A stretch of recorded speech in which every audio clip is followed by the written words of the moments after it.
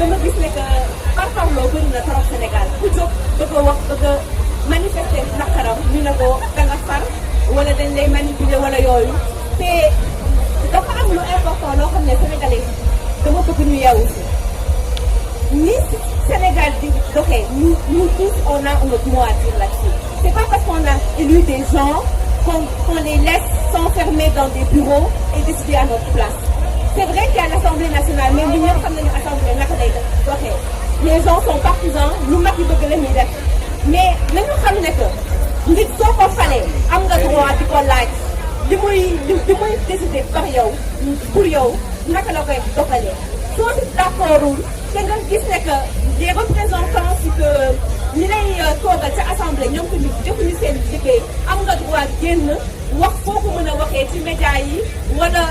ci manifestation pour wax ne que yow kontaanoo te dañoo bëgg ñu déglu la. En tant que citoyen on a le droit à la parole te kooku kenn mënu ko dindi. c'est inscrit dans la constitution. Donc le droit d'opinion, le droit d'expression, la liberté d'expression, c'est garanti par la Constitution. nit nag su fekkente ne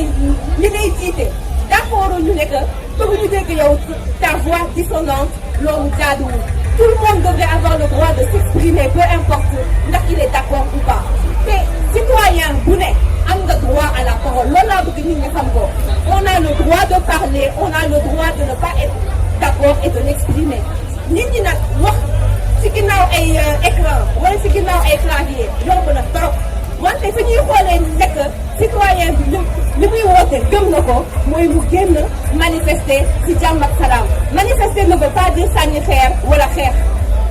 manifester mooy ngeen ñëw booloo dem ci benn place waxee en même temps pour que ñu xam ne que lii dox ci biir dëkk bi d'accord wuñ ci ñun ñëpp.